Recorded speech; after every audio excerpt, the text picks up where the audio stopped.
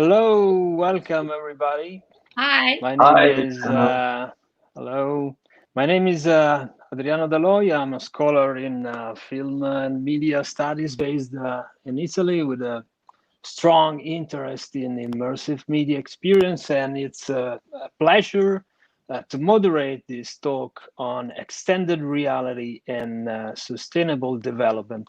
As you have seen from wonderful opening theme, it is the core topic of VAR Experience 20 extended edition in line with the 17 Sustainable Development Goals adopted by the United Nations in the so-called 2030 agenda. Let me very briefly remind that this very broad and ambitious goal address the social, economic, and environmental needs for people all over the world, claiming for peace, justice, equality, and education for everyone, and respect for the planet. Um, we are here to discuss on what could and should be the role of immersive technologies in the challenging achievement of these goals. Virtual reality, augmented reality, mixed reality, in one word, extended reality, have a strong potential in raising awareness for social and environmental issues, providing engagement and inspiring action from users, enabling alternative forms of learning and sharing of knowledge, promoting new forms of journalism and documentation of reality, influencing policymakers, unlocking our minds and our heart in the lockdown era. We are going to discuss this topic with two international speakers who both have very interesting experiences on impactful immersive technologies. Let me briefly introduce our guest, Ollie Rankin. Good morning, Ollie. Good morning, Adriano. And he has a long career as a visual effects supervisor, working on franchises such as Lord of the Rings, Matrix, the X-Men, Transformers, and since 2014, he's created numerous interactive and immersive experiences, including the 2019 Venice VR entry downloaded, and this year's hugely popular music and art festival in Voir Lost Horizon. He is also an activist for diversity, fairness, sustainability, and the environment through his nonprofit From the Trees to the Stars. The other speaker is Kristine Severson. How are you doing, Chris? Good. How are you? Uh, she has an expertise in strategic partnerships and specializes in content acquisition for VR games experiences. She currently works in the business development at Concept Art House and previously held roles at Sony Interactive Entertainment, PlayStation, and Rockstar Games, Grand Theft Auto. Until 2020, she headed up HTC's VR for Impact program, which highlights and supports VR projects that align with the UN Sustainable Development Goals. Uh, you both are joining us from California, where it should be very early in the morning, right? A little early. Okay. And we have no much time, so we decided not to make traditional talks, but sort of double informal interviews. Let's start with Kristine. What HTC's VR for Impact initiative was? What were some of the most effective projects that you saw? Yeah, so that program was something that was based on finding projects that aligned with the UN SDGs, as you mentioned earlier. So it could be anything from social justice issues to climate action, anything within those sustainable development goals. We look for content that would align with that. I would say we had a couple really great effective projects, and they were effective for a few reasons, and I'll go over that in detail. The first was one called My Africa. And that started out as a 360 film that was funded by Conservation International, an NGO. That's important because whenever you can have a project that also has other partners that can lend to visibility and distribution to help you, that's a big plus. So they came to us. They already had CI as a partner, which was great. And they did this 360 film that had Lupita Nyong'o, the Oscar award-winning actress, doing voiceover. So it had some cachet from Hollywood as well, with a big name actress who was involved with the film. That is another big plus. And they wanted to do a companion piece that was full room scale VR. So they came to HTC's VR for Impact program. We helped fund that part of the experience. So now there was not only the 360 film, but also the full room scale experience. And what that entailed was actually caring for a baby elephant. So you would take its temperature, check its heartbeat, sponge it down with water. So you're physically going through the motions of caring for this animal, and it creates a lot of empathy and attachment. And so that, coupled with seeing the 360 film and seeing what it's really like at this animal sanctuary, really gets you involved. And then the other nice part of this was it not only toured some of the film festivals and was out in events that Conservation International was doing, but it also existed on Viveport's on HTC's digital storefront Viveport. And the proceeds that we made from the downloads of that experience went directly to the Ruteti Elephant Sanctuary in Kenya, where this was based. So this project had a lot of 3 or 4 prongs of important things. It had an NGO partner, it had an event schedule around the world, and then it lived in in people's living rooms as a downloadable piece of content where revenue could be generated every day. So that was a really effective project. The other one along similar veins, you've probably all heard of it by now and hopefully experienced it, was Tree from New Reality Co. They debuted at Davos at the World Economic Forum. So they got that experience in front of world leaders who are actually going to, make a change in policy or have opinions. The word of mouth of that experience really was off the charts. They were at Davos. The Crown Prince of Dubai had experienced it in the headset. He was completely amazed. He actually asked them to come to his country, show it there. They ended up going to China at World Economic Forum. They've been to so many government agency meetings and just important world events, and they have kept touring up until COVID, obviously. And that experience also lives on Viveport, and daily revenue goes to their NGO alliance, which was Rainforest Alliance, to help with deforestation. So those sorts of projects are really great because they've got a lot of support from different entities, different partners. That enables the distribution to be wider. The revenue comes not only from doing these live events, but also being a downloadable piece of content on a storefront. So those projects always looked very attractive to us in regards to us wanting to fund something. Yeah, it sounds great. Ollie, your career has mostly been in Hollywood visual effect industry and in tech startups. What led you to focus on social and environmental justice? Yeah, so I'm originally from New Zealand, and by the way, congratulations Jacinda Ardern for winning by a landslide in the election. So I'm from New Zealand. I had hippies for parents. I've always been a bit of an idealist and sort of a believer in social and environmental justice. One of my earliest memories was actually protesting in Auckland, New Zealand at 5 years old against the apartheid regime in South Africa.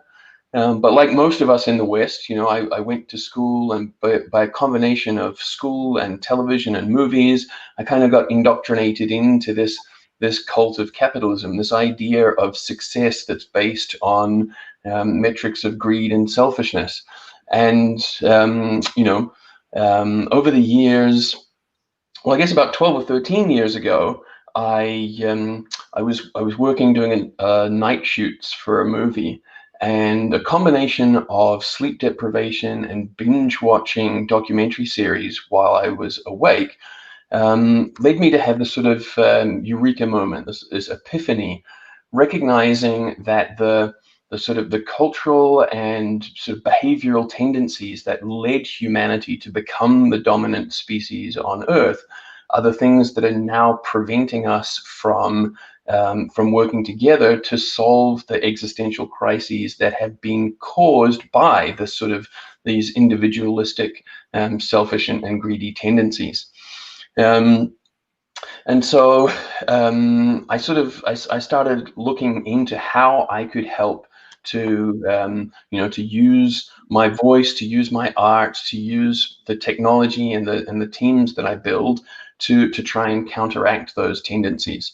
And I sort of realized that diversity, fairness, and sustainability are kind of the three pillars of a future that is worth humanity, that's worthwhile for humanity, and that's actually survivable. And of course, now we're also facing an information crisis, and that information crisis is just worsening the tribalism, because each different tribal bubble now has its own set of information.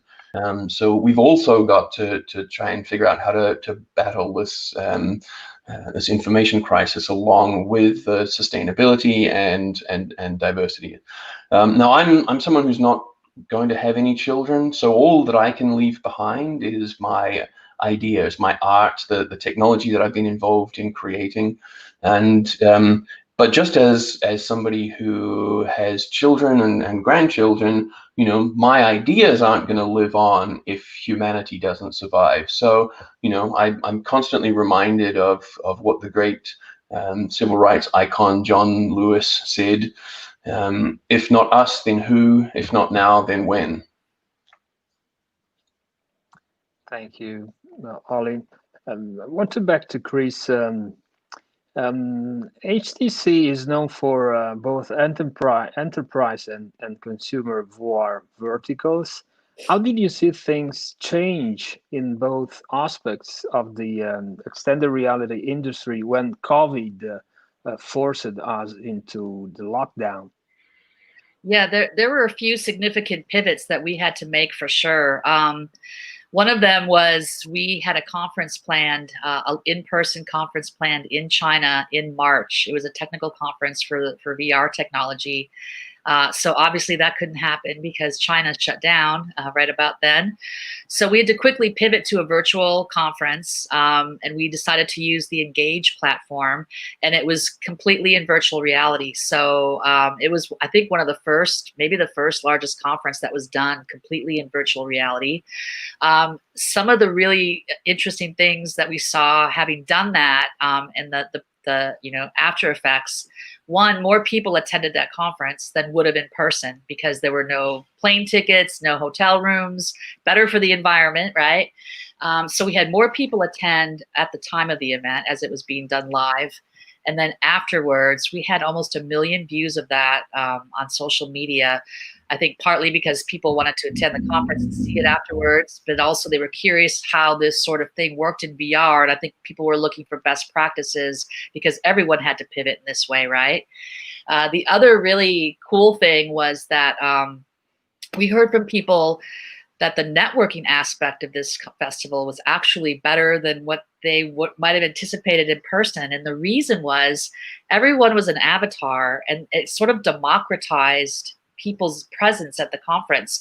So someone who was just, starting out was not afraid to approach a CEO or a founder of a company because they were just another avatar. It was, it wasn't some stiff person in a suit.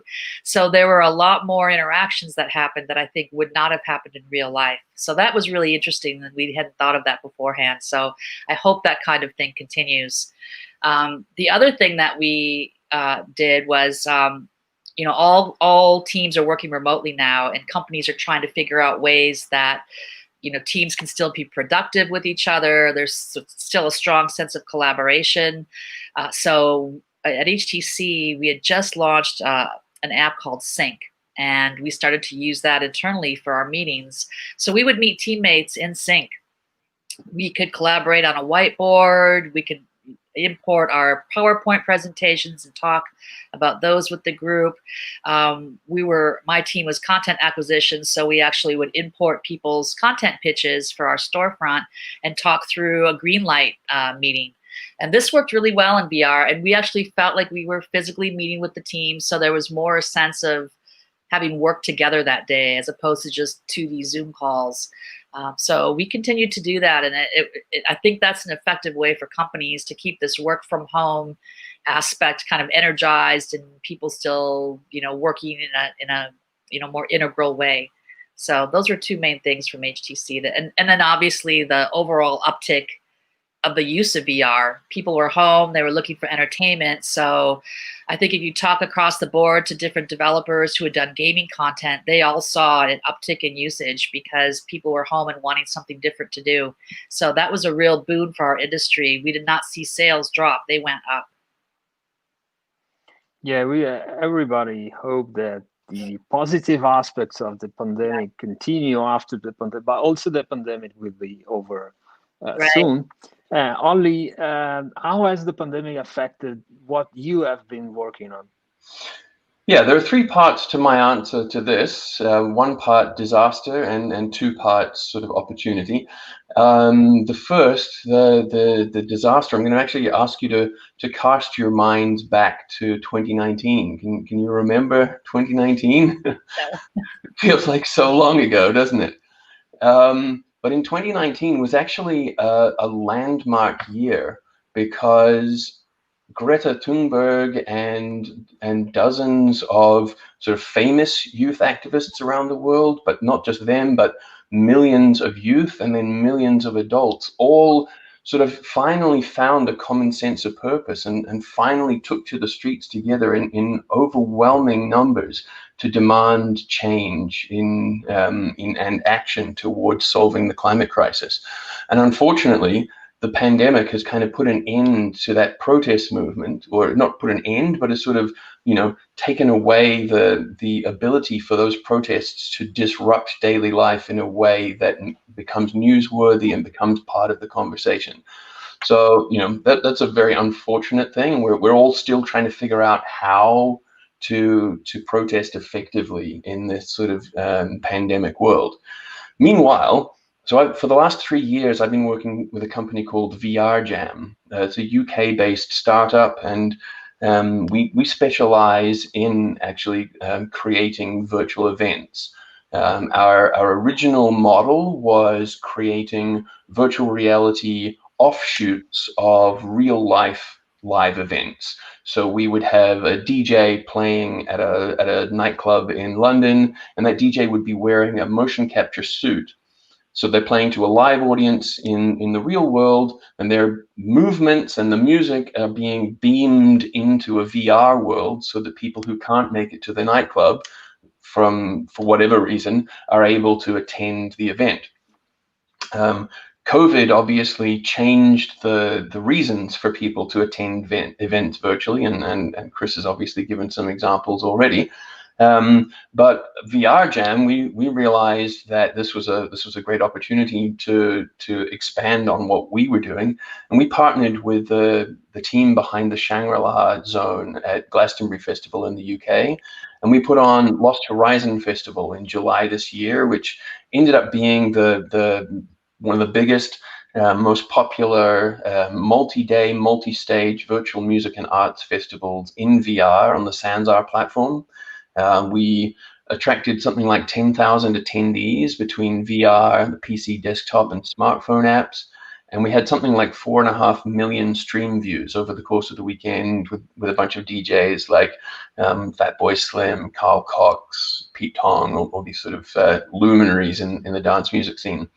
And what I realized in that experience was not just that a VR social gathering can be as powerful and as inspiring as a real life social gathering, but even just attending an event like that on your computer can give you that feeling of being there with a group of people who share a common purpose and a common goal. So that's given us a bunch of great ideas for how we can use VR and how we can use virtual gathering to fill up some of that space left where the pandemic has prevented us from gathering in large numbers in real life.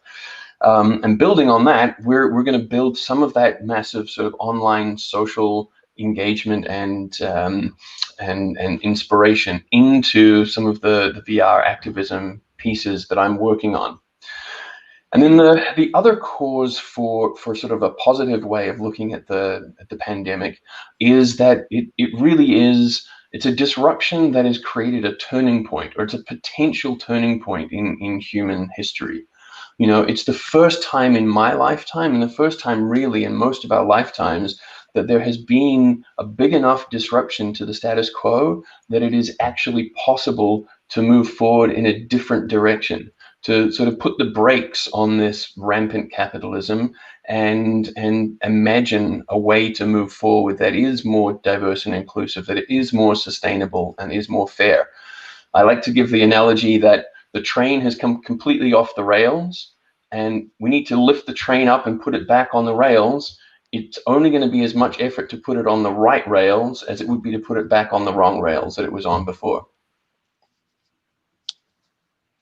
Yeah, the 2020 is the new year zero. The history starts again from this year. And I also appreciate very much this idea of hybridation between virtual reality and reality. Your idea of jamming, because no doubt that virtual reality has no future without reality. Absolutely. And Chris, what are you excited about in XR for the future? Well, I really loved what Ollie just said about having, social VR protesting and activism within VR as a social event. I think that's just, let's run with that. That's a really great idea. Again, even after the pandemic is lifted, shut down, that's an environmentally safe way or just efficient way to do this sort of thing as a supplement to real life things as well, right? So I'm excited about that. I'm definitely excited about hand tracking, eye tracking in VR, all these things that just make it that much more organic for someone who's very new to the technology to feel comfortable with using VR. I mean, to put a headset on like the Quest 2 and then just be able to play with your hands, that just opens the door to so many more people trying VR and increasing the installed base of devices, which is good for the business. And I think that's probably one of the most exciting things for me is just to see how fast the technology is growing, and also to see how the price points can fall. I mean, the Quest 2 is $299 US. That's within range of many more people to purchase that as a luxury item. That gets VR into the hands of many more people, and the content. Yes, there's going to be a plethora of gaming content. But then you can also sneak in the docu-series and the educational things and, the Hollywood storytelling stories. And so I think it just opens the world up for a lot more different kinds of content in VR as well. Ollie, same question for you. I recently heard that you expressed some trepidation about the future of XR. What are your concerns? Yeah, obviously, I share all of the same optimism as Kristine for the future and for the increased accessibility of VR that devices like the Oculus Quest 2 are offering. But I'm also a little bit wary of the fact that there's a danger if one company has too much control of the way that the industry unfolds. If one company is the gatekeeper of the content that gets in front of people, if one company is the kingmaker and is able to decide which VR creators are successful and which XR industries get to succeed, that has a real potentially downside. It prevents the true diversity and inclusiveness. And there's also a real danger that, because XR is such a powerful medium for changing people's minds and for compelling them to believe in things, that same sort of power could be used for evil, or to further the sort of selfish and tribalistic and greedy tendencies that we've seen over the last few decades. So I think we need to come together as an industry and make sure that we are sort of preventing those things from taking over, and that we are maintaining these sort of diverse, inclusive, and sustainable initiatives and practices throughout the industry. Thanks. Time is running over. We have 3 minutes left. So last question for Chris, if you can reply briefly. What are some of the best practices in creating or promoting impact projects? Yeah, I think, find as many funding partners as you can, because it's really difficult to get VR projects funded. So having NGOs in your back pocket, people like, an Oculus, HTC as the platform holders. And the way you can actually go about that and kind of chicken and egg is, get letters of intent from different companies. If you get the rest of the funding, we will agree to fund as well. That can really help things along, in a faster way. And also just be passionate about your topic and know your topic. If you're going to tackle climate change, make sure you have like experts in your back pocket that can help with that, and make sure it's an effective project in that way. Okay, thank you so much, Ollie, Rankin, Kristine, Severson. Thanks to the audience and the organizers for this the idea of this stimulating and inspiring talk or interview. There are only 10 years left to 2030. So we hope that innovation in immersive technologies could help us to transform what may seem a virtual utopia into something really real. Thanks for attending, and stay connected for the next talks at Virtual Reality Experience 2020 Extended Edition. Arrivederci, ciao. Thank you very much. Arrivederci.